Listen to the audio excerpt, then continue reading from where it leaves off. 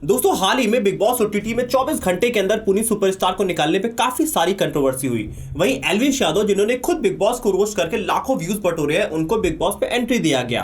तो यहाँ पे बड़ा सवाल उठता है कि बिग बॉस अब सोशल मीडिया स्टार्स को क्यों अपने यहाँ बुलाना चाहता है, और इससे भी बड़ा सवाल यह है कि इन करोड़ों की फैन फॉलोइंग रखने वाले स्टार्स बिग बॉस का हिस्सा क्यों बनना चाहते हैं। आपको बता दूं कि बिग बॉस का पहला सीजन 3 नवंबर 2006 से शुरू हुआ था और 16 सीजन्स के बाद बिग बॉस अब ओटीटी पे आ चुका है। लेकिन ओटीटी में ऐसा क्या है कि टीवी पे इतना ज्यादा सक्सेसफुल होने के बाद भी बिग बॉस को अब ओटीटी पे आना पड़ रहा है। और मोस्ट इंपॉर्टेंटली ज्यादातर लोग इस शो को पसंद नहीं किया करते हैं, फिर भी इस शो की अर्निंग 120 करोड़ से कैसे इस साल 200 करोड़ तक पहुंचती हुई दिख रही है। और सलमान खान जो इस शो को होस्ट किया करते हैं, अल्टीमेटली सारा पैसा उनकी जेब में कैसे जा रहा है, ये सब कुछ हम इस वीडियो में बात करने की कोशिश करेंगे और समझेंगे बिग बॉस का पूरा बिजनेस मॉडल। तो मौसम की बातचीत पूजा के कैप्टन बनते ही घर के मौसम और रिश्तों में बदलाव तो आया है। तो आज इस घर में होगा एंजल और डेविल का मुकाबला। Relax relax relax.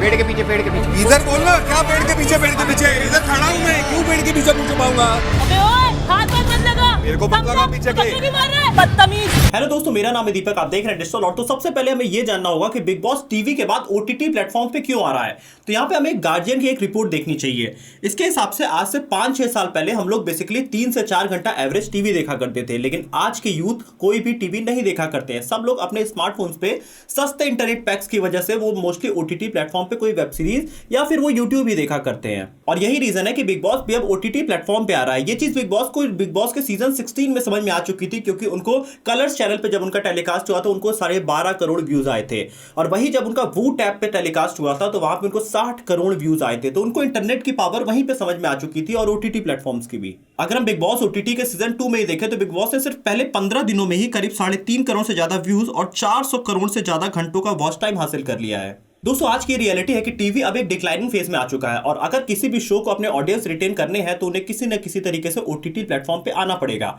और बिग बॉस यहाँ पे सिर्फ ओटीटी प्लेटफॉर्म पे नहीं आ रहा है, वो सोशल मीडिया के ऑडियंस की नब्ज को भी बहुत ही क्लियरली समझ रहा है। यूट्यूब और इंस्टाग्राम जैसे प्लेटफॉर्म के आने के बाद कंटेंट क्रिएशन सिर्फ अब प्रोडक्शन हाउसेस तक ही लिमिटेड नहीं रह गया है। आज अगर आपको एक कंटेंट क्रिएटर बनना है तो आपके पास सिर्फ एक अच्छा स्मार्टफोन होना चाहिए और आपके अंदर एक टैलेंट होना चाहिए जिसको आप पूरी दुनिया को दिखा सकते हैं।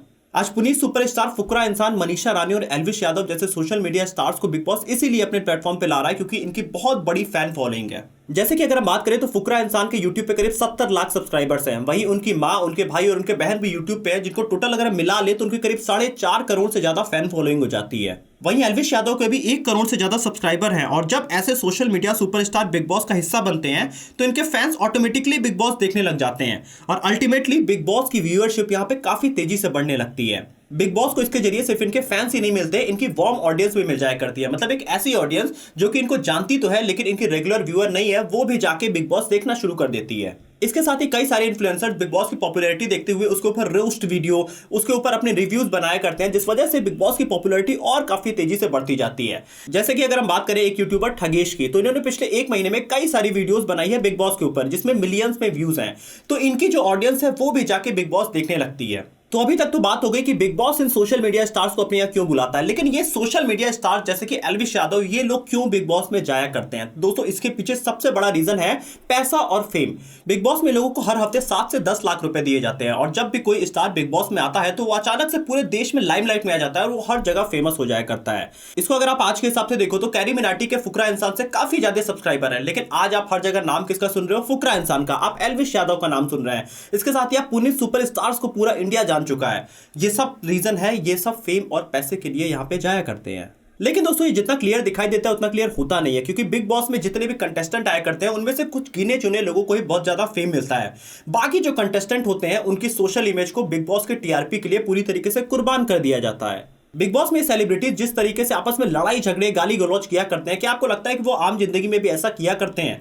मोस्ट ऑफ द केसेस में ऐसा नहीं होता है। जब एक कंटेस्टेंट को बिग बॉस पे लाया जाता है तो उसके और बिग बॉस की प्रोडक्शन यूनिट के बीच में कॉन्ट्रैक्ट साइन होता है। इस कॉन्ट्रैक्ट के टर्म्स एंड कंडीशन को कुछ ऐसे रखा जाता है कि बिग बॉस हमेशा डोमिनेटिंग पोजीशन पर होता है और प्रोडक्शन यूनिट जो भी चाहे वो कंटेस्टेंट से उस तरीके से करा लिया करती है। इसे टेक्निकल टर्म्स में डिसइंफॉर्मेशन भी कहा जाता है। इसका मतलब यह है कि सामने वाले से आप जानबूझ के कुछ चीजें छुपा ले जाते हैं।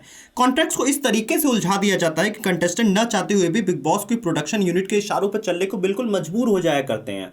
इसके साथ ही कंटेस्टेंट्स के साथ नॉन डिस्क्लोजर एग्रीमेंट भी कराया जाता है, जिसका ये मतलब है कि ये बिग बॉस के अंदर के रिलेटेड कोई भी बातें बाहर शेयर नहीं कर सकते हैं। और एक बार जब एग्रीमेंट हो गया तो इन कंटेस्टेंट के साथ कुछ ऐसी कंट्रोवर्सीज कराई जाती है जिससे कि लोगों का अटेंशन ज्यादा से ज्यादा इन शोज की तरफ बढ़े।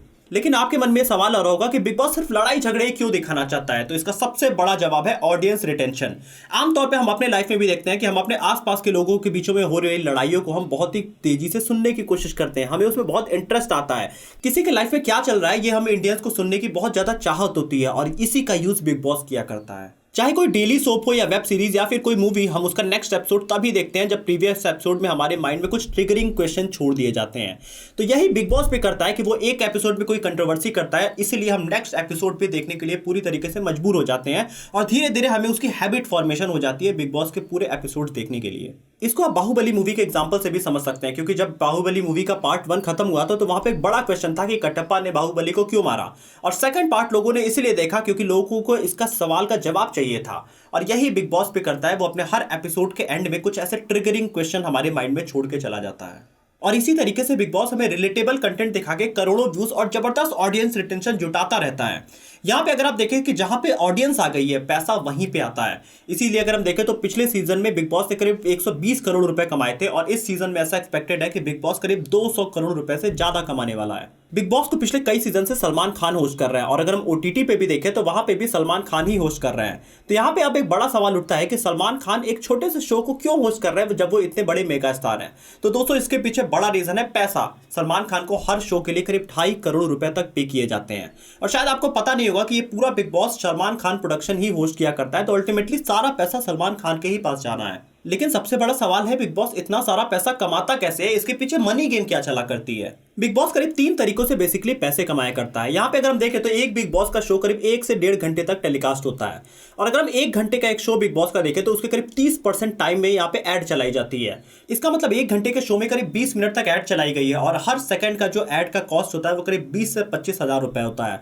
और एक एपिसोड में बिग बॉस करीब 1 से 1.5 करोड़ रुपए एडवर्टीजमेंट इनकम कमा लिया करता है। इसके बाद सेकंड मीडियम आता है स्पॉन्सरशिप। आपने जहां भी बिग बॉस का नाम लिखा देखा होगा वहां पे विमल पान मसाले का लोगो आपने जरूर देखा होगा और जब भी बिग बॉस बोला जाता है तो यहाँ पे बोलते हैं big boss presents by Vimal.